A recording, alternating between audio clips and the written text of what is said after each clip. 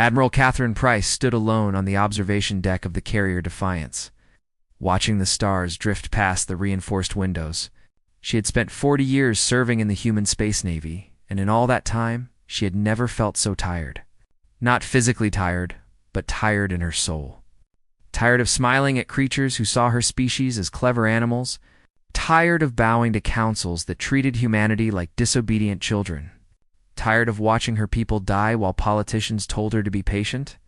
The door behind her slid open, and Commander Daniel Hughes stepped onto the deck. He was a tall man with gray hair and kind eyes, the sort of officer who inspired loyalty without demanding it. He had served under Catherine for 15 years, and he knew her moods better than anyone.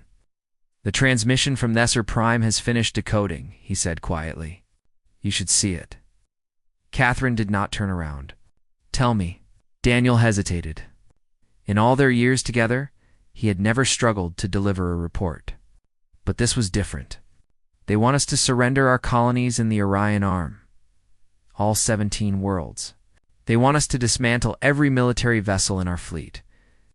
They want human ships banned from traveling beyond the Sol system without council escort." He paused. "They're calling it a peace proposal." Catherine finally turned. Her face showed no surprise, no anger, no fear, just the quiet exhaustion of someone who had been expecting bad news for a very long time. "What about Haven's Rest?" she asked. "They don't mention it. Of course they didn't." 3 weeks ago, a council fleet had arrived at the colony world of Haven's Rest and burned it from orbit. 14,000 human civilians had died in a single afternoon. Farmers and teachers and children all turned to ash because the Thessaly High Command wanted to send a message. The council had called it a necessary correction of human expansion. They had said humanity needed to learn its place. Catherine walked to the display terminal and pulled up the full text of the ultimatum. She read it slowly, carefully, making sure she understood every word. The language was formal and precise, the sort of legal terminology that diplomats use to make cruelty sound reasonable. "Surrender your freedom, and we will allow you to live. Resist, and we will destroy you." "Have they given us a deadline?" she asked. 10 standard days to respond. Catherine nodded slowly. She thought about her grandfather, who had served on Earth's first diplomatic mission to the Galactic Council 3 centuries ago. He had told her stories about standing in alien chambers, while creatures with too many eyes and too few hearts debated whether humans qualified as intelligent life. They had decided yes, but only barely. For 300 years, humanity had tried to prove itself worthy of that narrow vote. "Get me a secure channel to Secretary General Morrison," Catherine said. "Priority 1. Daniel moved to the communications panel and began entering codes. Within minutes, the holographic display flickered to life, showing the weathered face of Elizabeth Morrison. She was an older woman with silver hair and sharp eyes, the leader of humanity's civilian government. Behind her, Catherine could see the curved walls of the assembly chamber on Earth. "Admiral Price," Elizabeth said, "I assume you've received the Council's terms?" "Yes, ma'am." "And your assessment?" Catherine took a moment to gather her thoughts. She had given many assessments in her career, most of them measured and careful, designed to present options rather than opinions. But something had changed in her over the past 3 weeks. Something had broken, or perhaps something had finally been set free. "Ma'am, I've served humanity my entire adult life. I've watched us accept insult after insult, restriction after restriction, humiliation after humiliation. I've watched us smile at species who despise us, agree to treaties that rob us of dignity, and pretend that cooperation will eventually earn us respect." She paused. "It won't. It never has. And it never will." Elizabeth's expression remained neutral. "What do you recommend?" "I recommend that we don't respond." "You mean we should reject their terms?" "No, ma'am. I mean, we shouldn't respond at all. No counterproposal. No diplomatic notes. No negotiation. Nothing."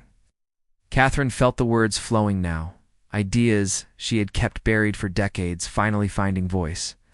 They burned Haven's Rest because they knew we would complain and negotiate and eventually accept some compromise that left them in control. That's how they've always handled us. They push, we bend, they push again. And if we simply stop bending, then they'll have to decide whether to destroy us or leave us alone. No middle ground. No face-saving compromises. Just a simple choice. Elizabeth was quiet for a long moment. Behind her, Catherine could see aides moving nervously, whispering to each other. Finally, the Secretary General spoke again. Admiral, you're proposing that we gamble the survival of our entire species on the hope that the Council will blink first. No, ma'am. I'm proposing that we stop gambling and start fighting. Not with weapons, not yet, but with silence, with the one thing they've never seen from us. Catherine stepped closer to the display. For 300 years, we've talked. We've explained and argued and begged and compromised. And where's it gotten us? They still see us as animals. They still burn our colonies when we displease them. They still assume we'll accept whatever terms they offer because we're too weak to refuse. And if they decide to simply wipe us out, Catherine smiled, but there was no warmth in it. Then at least we'll die on our feet instead of our knees. But I don't think they will. The Council isn't a unified empire. It's an alliance of species who hate each other almost as much as they hate us. The only thing holding them together is the assumption that no one would be crazy enough to challenge them. She paused. Let's make them wonder if that assumption is wrong. Elizabeth stared at her for a long moment. Catherine could see the calculation happening behind those sharp eyes, the weighing of risks and benefits that came naturally to any political leader. I'll take your recommendation to the Assembly, Elizabeth said finally. No promises. The channel closed, and Catherine turned back to the observation windows. The stars looked different now, somehow. Brighter, more hopeful. Or perhaps that was just her imagination. Daniel stepped up beside her. Do you really think this will work? Honestly, I have no idea. Catherine watched a distant nebula drift past, its colors shifting like a slow-motion explosion. But I know that what we've been doing hasn't worked. 300 years of cooperation, and they still burned Haven's Rest without a second thought. 300 years of patience, and they still think they can order us to surrender our children's future. So we stop talking. We stop talking, Catherine agreed. We stop explaining ourselves. We stop asking for permission to exist. She turned to face her old friend, and for the first time in years, she felt something like hope stirring in her chest. Let them wonder what we're thinking. Let them worry about what we're planning. For once in 3 centuries, let them be the ones waiting for an answer that never comes. Daniel nodded slowly. He didn't smile, but there was something new in his eyes. Something that looked almost like pride. I'll inform the crew, he said. Catherine turned back to the stars. Somewhere out there, the Galactic Council was waiting for humanity to respond to their ultimatum. They would wait a very long time. High Counselor Vareth of the Thessari had ruled his people for 200 standard years. He had seen empires rise and fall. He had watched species discover faster-than-light travel and join the galactic community, hopeful and eager and so painfully naive. He had learned over those long centuries that every problem had a solution, every conflict had a resolution, and every species could be brought to heel with the right combination of pressure and reward. But now, standing in the great communication chamber of Visser Prime, he faced something he had never encountered before. The humans had stopped talking. 23 standard days, said his chief aide, a young Visari named Korith. No response to our ultimatum, no diplomatic communications of any kind. Our ambassadors on Earth report that the human government refuses to acknowledge their presence. Vareth stared at the empty display screen that should have shown human faces, human expressions, human fear. Instead, there was nothing, just static and silence. This is unprecedented, said Counselor Mira of the Vendari. Her crystalline body shimmered with anxiety, casting rainbow patterns across the chamber walls. No species has ever simply ignored a council ultimatum. There must be an explanation. There is an explanation, Vareth said slowly. They're doing it on purpose. But why? They must know that silence will not protect them. We have the power to destroy every human world, to erase their species from existence. Surely they understand this. Vareth understood why Mira was confused. The Vendari were traders and bankers, masters of negotiation and compromise. To them, every interaction was a transaction, every conflict an opportunity for profit. They could not imagine a species choosing extinction over negotiation, but Vareth had studied human history more carefully than most.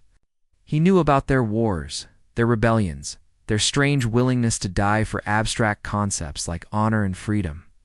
He knew that humans were capable of making choices that seemed irrational to other species, choices driven by emotion rather than calculation. "Send a probe to the Sol system," he ordered. Red. Full surveillance package. I want to know what they're doing. The probe launched within hours, racing across the vast darkness of space toward the human homeworld. It carried the most advanced sensors that Thesari possessed, capable of detecting ship movements, communication signals, and energy signatures from millions of kilometers away. What it found was disturbing. "Their shipyards are operating at maximum capacity," Korath reported, his multiple eyes scanning the data feeds. "Military vessels are being constructed at rates we've never seen before. Civilian traffic is almost completely stopped. Their entire population seems to be focused on a single purpose." "War preparations," Vareth said. "That would be suicide. Our fleet outnumbers theirs 30 to 1. Our technology is generations ahead of theirs. They cannot possibly hope to defeat us in open combat, and yet they're preparing anyway." Vareth walked slowly around the display, studying the images of human ships under construction.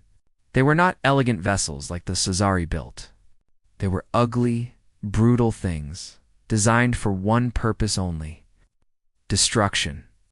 "There's something else," Korath said hesitantly. "Our intelligence networks have detected unusual signals from several locations in human space, energy signatures that don't match any known human technology." "What kind of signatures?" "We're not certain.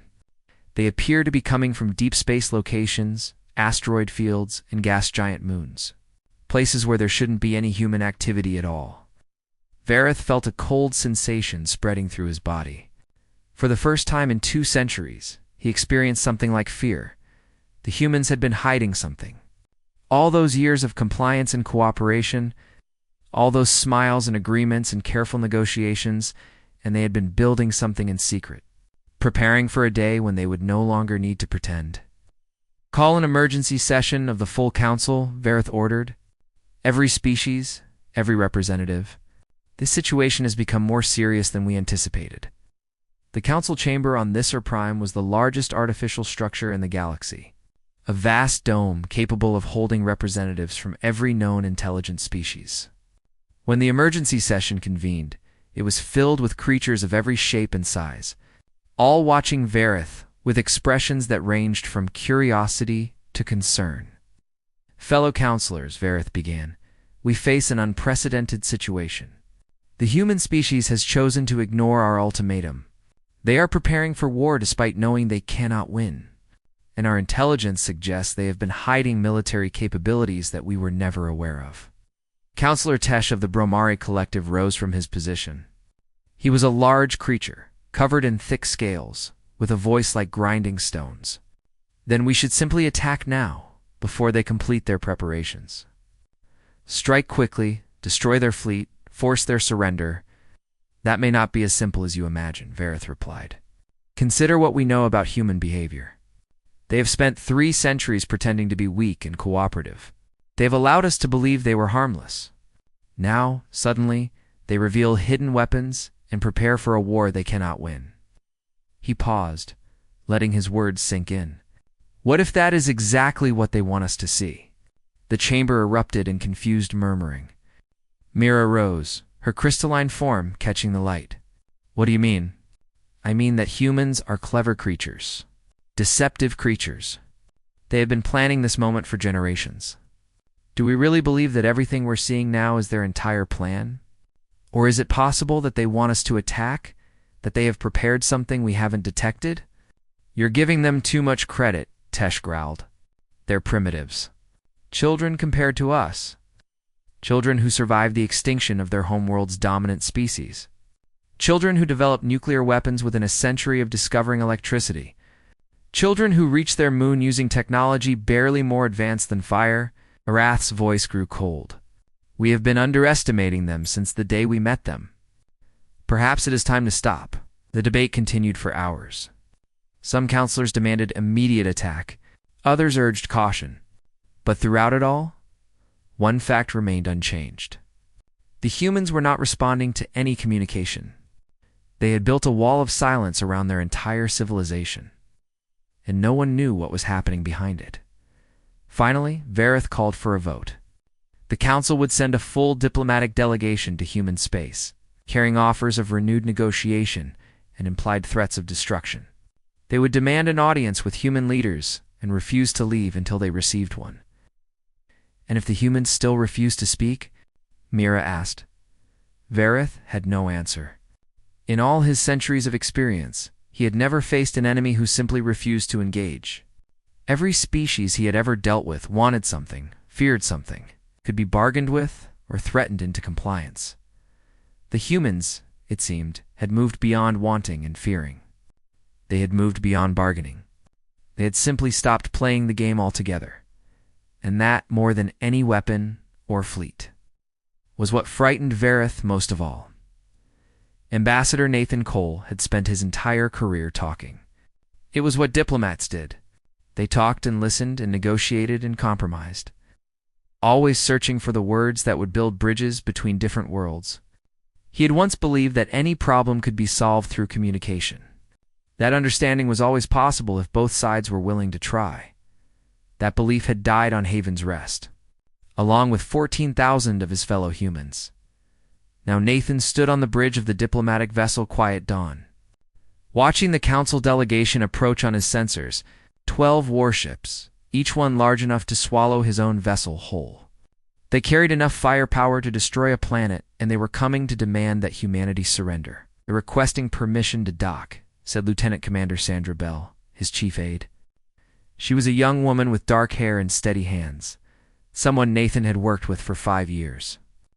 He trusted her completely. I know, Nathan said. Should I respond? No. Sandra paused, then nodded slowly. She had received the same briefing as Nathan. She understood what they were doing, even if she didn't entirely agree with it. The council flagship transmitted again, more insistent this time. The voice of the Thassary ambassador filled the bridge, translated into perfect English by automatic systems. Human vessel Quiet Dawn. This is Ambassador Varath of the Galactic Council. We have come to discuss terms of peace between our peoples. Please respond and indicate your willingness to receive our delegation. Nathan sipped his coffee and said nothing. Hours passed. The council ships remained in position, occasionally transmitting new requests, demands, and eventually pleas for acknowledgement. Nathan ignored them all. He read reports, reviewed crew assignments, and discussed minor administrative matters with Sandra. It was a perfectly ordinary day, except for the 12 warships hovering just outside his windows. They're getting agitated, Sandra observed, checking her sensors. The flagship has moved closer. I'm detecting increased power to their weapons systems. They won't fire, Nathan said calmly. How can you be sure? Because they came here to talk, not to fight. If they wanted us dead, they would have attacked without warning. The fact that they sent diplomats means they want something from us. Something they can't get with weapons. What could they possibly want from us? They hold all the power, Nathan smiled, but there was no warmth in it. They want us to cooperate. They want us to accept their terms and pretend that everything is normal. They want us to go back to being good, obedient members of their council, following their rules and accepting their judgment. He set down his coffee cup. But mostly, they want us to validate their power. To acknowledge that they have the right to burn our colonies and demand our submission. We're not going to give them.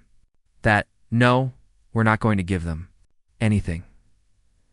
The Thessaly ambassador transmitted again, his voice carrying a new edge of frustration. Ambassador Cole, your silence is unprecedented and unacceptable. The Galactic Council demands an immediate response. Failure to comply will be interpreted as an act of hostility. Nathan walked to the observation window and stared out at the council fleet.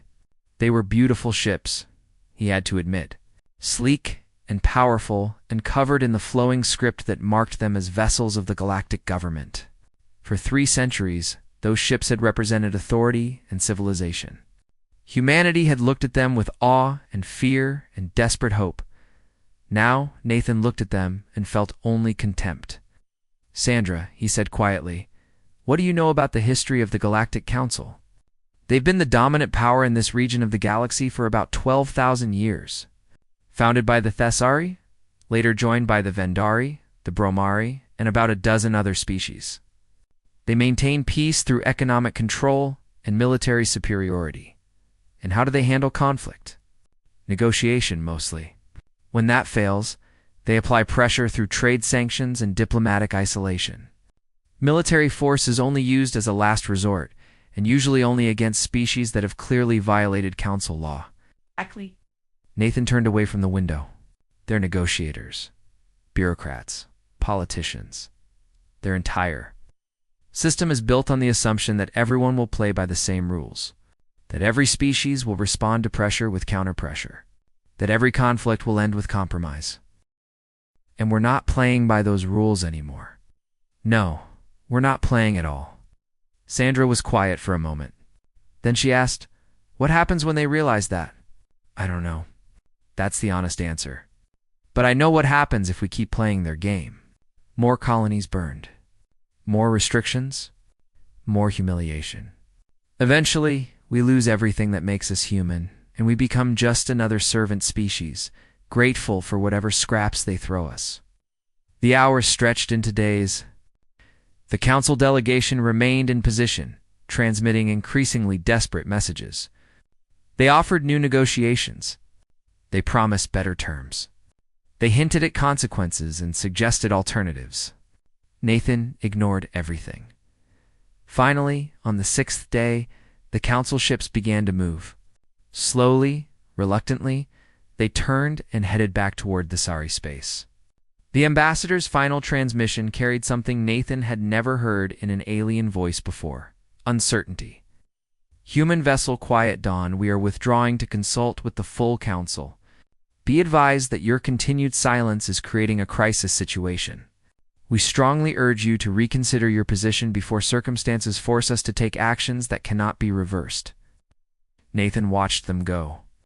When the last ship had vanished into the darkness of faster-than-light travel, he finally allowed himself to relax. His hands were shaking, he realized. The stress of the past week had been greater than he wanted to admit. Sandra appeared at his side. "What now?" "Now we go home and report. Phase 1 is complete. They know we're not talking. They know we're not afraid." Nathan took a deep breath, and they know that something has changed. Something they don't understand and can't control. "Do you think they'll attack? Eventually, when they realize that silence is not a temporary tactic, but a permanent policy? When they understand that we would rather die than submit?" Nathan smiled grimly. "But by then, we'll be ready for them." He turned back to the observation window, watching the stars that had witnessed humanity's first step toward true independence. The silence felt good. It felt like freedom. For 300 years, humanity had talked until their voices were hoarse and their pride was broken. Now they had discovered a new kind of power. The power to say nothing at all, deep beneath the surface of Mars. Chief Engineer Robert Kim stood in a control room that officially did not exist. The walls were lined with displays showing systems that had been hidden for generations, built in secret by men and women who knew that someday humanity would need weapons the Council had never seen. That day had finally arrived. "Reactor 17 is online," reported his assistant, a young woman named Grace Patterson. She had joined his team only 3 years ago, but she had proven herself brilliant and dedicated. More importantly, she could keep secrets. That completes the primary defense grid. 48 orbital platforms, all fully operational. Robert studied the tactical display. Each platform was a marvel of hidden engineering, disguised as mining equipment or research stations, but capable of targeting enemy vessels at ranges the SL thought impossible. It had taken 3 generations to build them, working in shifts that never appeared on any official record. using materials diverted from legitimate projects through 1,000 small deceptions. Any response from the Council? He asked. Their surveillance probes are still monitoring Earth and the inner colonies, but they haven't detected anything unusual. As far as they know, we're just building civilian ships. Good to keep it that way until Admiral Price gives the order. Grace nodded, then hesitated. Sir, can I ask you something? Of course. Why did we hide all this? Why spend generations building weapons in secret instead of standing up to the Council openly? Robert was quiet for a moment. He thought about his daughter, who had been a teacher on Haven's Rest. She had been 23 years old when the Council burned her colony from orbit. He had received the news while standing in this very room, surrounded by the weapons that might have saved her if only they had been ready in time. Because we weren't strong enough, he said finally. Not yet. The first generation built the foundations. The second generation expanded them. We're the third generation, the ones who get to finish what our grandparents started. He turned to face Grace. They knew this day would come. They knew that eventually the Council would push too far, and we would need the tools to push back. They sacrificed their whole lives building those tools in secret, never knowing if they would live to see them used. Now we get to use them. Now we get to use them. Or die trying. Meanwhile, on Earth, Secretary General Elizabeth Morrison addressed an emergency session of the Human Assembly. The chamber was filled with representatives from every human world, their faces showing a mixture of fear and determination that had become familiar over the past weeks. The Council has withdrawn their diplomatic delegation, Elizabeth announced. They are currently debating their response. Our intelligence suggests that several factions are pushing for immediate military action, while others favor continued negotiation.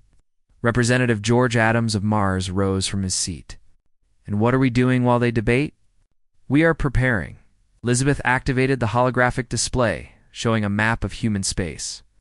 Red dots marked military installations, blue dots marked civilian population centers, and green dots marked something else entirely. Something that made several representatives gasp in surprise. What are those? Someone asked. Weapons platforms, shipyards, supply caches, built over 3 generations by patriots who understood that our survival might someday depend on capabilities the Council didn't know we possessed. Elizabeth's voice was steady and calm. The Council believes they know the extent of our military power. They are wrong. The chamber erupted in questions and exclamations. Elizabeth waited for the noise to die down before continuing. Let me be clear about our strategy. We are not preparing to win a conventional war against the Council. Their forces still outnumber ours significantly, and their technology remains superior in many areas. What we are preparing to do is make any attack on humanity so costly, so painful, and so public that the Council will hesitate to proceed. George asked. By consolidating our population. By moving every civilian we can to the core systems around Earth. By making it impossible for the Council to strike our military without. Killing millions of innocents in the process. Elizabeth paused. And by preparing weapons that will hurt them far worse than they expect. The representatives were silent for a long moment. Then someone in the back of the chamber asked the question that everyone was thinking. What if they attack anyway? What if they decide that genocide is acceptable? Elizabeth's face showed no expression. Then we die. But we don't die quietly. We don't die begging for mercy. And we don't die alone. She looked around the chamber, meeting eyes with representatives from every corner of human space. If the Council decides to destroy us, they will pay such a price that every other species in the galaxy will think twice before crossing them again. We may not survive, but our defiance will echo through history. Future civilizations will remember that humanity chose death over submission. For the first time in 3 centuries, every human world stood united in a single purpose. No more compromise. No more negotiation. No more cooperation with species that saw them as animals to be managed and controlled. Across human space, the preparations accelerated. Families said goodbye to loved ones. Soldiers kissed their children and reported to their ships. Civilians packed their belongings and boarded transports heading toward Earth. The Great Migration had begun, Admiral Catherine Price watched the data streams from her position on the Defiance. Thousands of ships were moving through human space, carrying millions of people toward the relative safety of the core systems. It was the largest population movement in human history, and it was happening in almost complete silence. "The Council probes are watching everything," Commander Daniel Hughes reported. "They can see the migration happening," Good Catherine said. "Let them see. Let them understand what they've forced us to become. And when they attack." Catherine studied the tactical display, watching the slow dance of ships and stations and hidden weapons. The plan was simple in concept, but terrible in execution. When the Council came, they would find not a scattered collection of colonies to burn one by one, but a single concentrated target surrounded by every weapon humanity could muster. "When they attack," she said quietly, "we show them what humans are really capable of. Not the smiling diplomats they've known for 3 centuries. Not the obedient servants who accepted every humiliation without complaint. The real us. The ones who fought world wars and survived ice ages and crawled out of the ocean just to reach for the stars." Daniel nodded slowly. "The ones who don't know how to surrender. The ones who never learned." Catherine turned away from the display. "Get some rest while you can. The storm is coming, and when it arrives, none of us will sleep for a very long time." Outside the ship, the stars continued their ancient dance, indifferent to the drama unfolding among the tiny creatures who had dared to claim. A few small worlds in one corner of an endless galaxy. But somewhere in the darkness, ships were moving. Weapons were charging, and humanity was waiting, silent and ready, for whatever came next. The Galactic Council chamber had never been so quiet. Representatives from every major species sat in their designated positions, watching High Counselor Veroth with expressions that ranged from confusion to barely hidden terror. For 12,000 years, this chamber had been the center of civilized power in the galaxy. Now it felt like a tomb.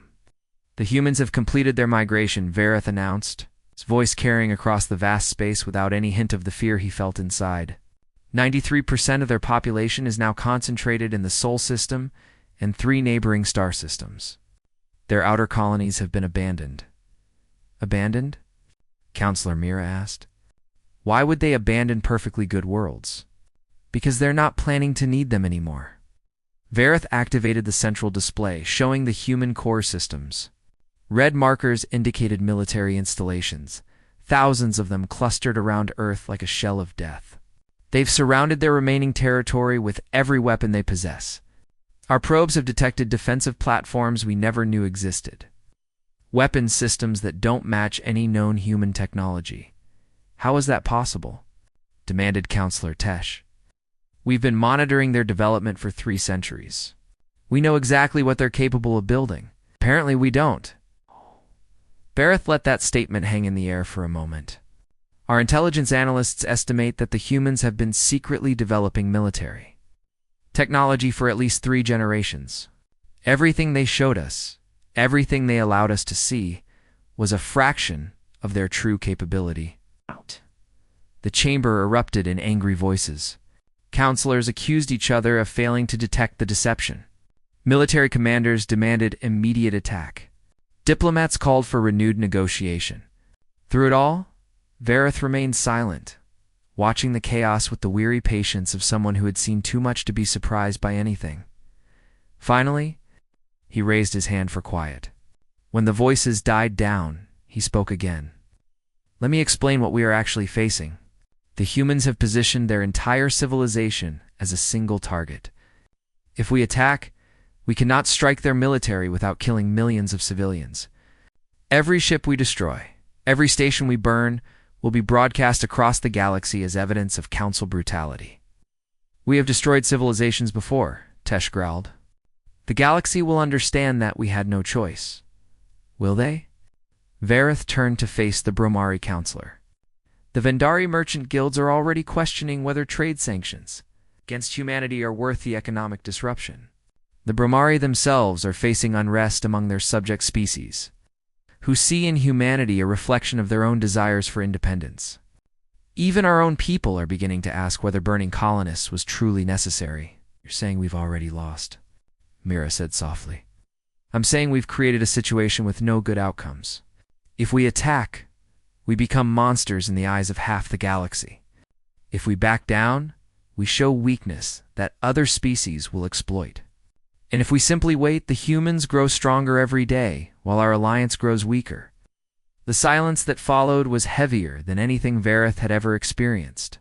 For 12,000 years, the Council had maintained peace through the simple assumption that no one would be foolish enough to challenge it. That assumption had been the foundation of everything. The invisible force that held dozens of species in line. The humans had shattered that assumption with nothing more than silence. There may be another option, said a voice from the back of the chamber. Everyone turned to see Ambassador Korath, Vareth's young aide, stepping forward with an expression of nervous determination. We could simply leave them alone. Explain, Vareth said. The humans aren't attacking us. They're not threatening our territory or our trade routes. All they want is to be left in peace, to govern themselves without our interference. Korath swallowed hard, clearly aware that he was contradicting centuries of council policy. Perhaps we should give them what they want and appear weak, Tesh demanded. Weak to whom? The humans don't want to conquer us. They just want us to stop trying to control them. If we withdraw our demands, acknowledge their right to self-governance, and establish normal diplomatic relations, we lose nothing except the illusion that we can dictate terms to every species in the galaxy. An illusion that has kept peace for 12 millennia. Has it? Korath gestured at the display showing human space, still silent, still waiting. Or has it simply delayed the inevitable? How many other species have accepted our rules only because they lacked the courage or the capability to refuse? How many of them are watching right now, wondering if they might be next to stand up? Vareth studied his aide for a long moment. The young Nessari had put into words something that had been forming in Varath's mind for weeks. The Council's power had always rested on two foundations: overwhelming military force and the assumption that resistance was futile. The humans had found a way to undermine both. Contact the human government, Vareth said finally. Offer a complete withdrawal of our ultimatum in exchange for formal peace negotiations. They won't answer, Myra pointed out. They haven't answered anything for months, and keep offering. Every day, every hour if necessary. Show them that we're serious about finding a new relationship. Show them that we understand things have changed. And if they still refuse to speak, Vareth turned back to the display, studying the silent fortress that humanity had built around itself. He thought about all the assumptions he had made over his long life, all the certainties that had proven false. He thought about what it meant to face an enemy who had moved beyond fear and beyond negotiation. Oh. Then we wait, he said. We wait and we hope that someday they'll decide we're worth talking to again. Because the alternative is a war that will cost us far more than we can afford to lose, far across the galaxy. Admiral Catherine Price stood on the bridge of the Defiance, watching the same stars that Vareth was watching.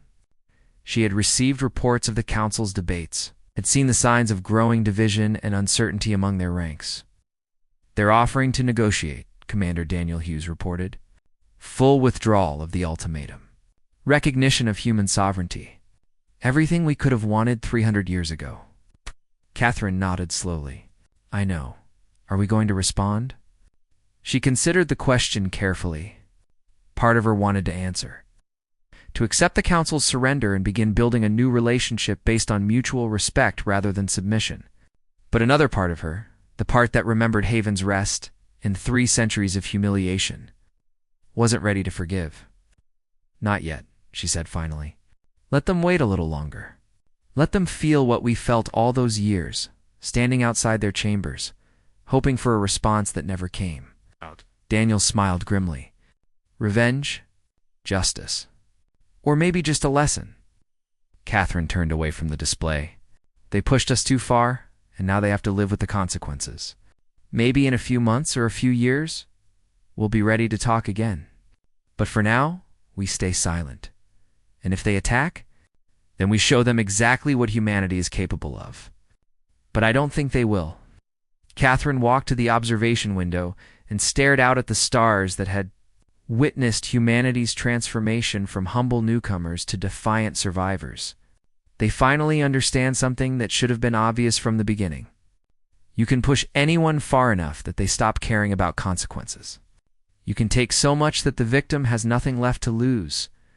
She placed her hand on the cold glass, feeling the vibration of the ship's engines beneath her fingers. The Galactic Council spent 300 years treating us like animals, she said softly. They burned our colonies and demanded our submission and assumed we would always comply. They pushed and pushed and pushed until there was nowhere left for us to go. And now? Catherine smiled, and for the first time in months, there was something like peace in her eyes. Now it's their turn to be afraid. Their turn to wonder what happens next. Their turn to wait in silence for an answer that may never come. She turned back to face her old friend, the officer who had stood beside her through decades of service and sacrifice. They wanted us to learn our place, Daniel. Instead, they taught us something far more valuable.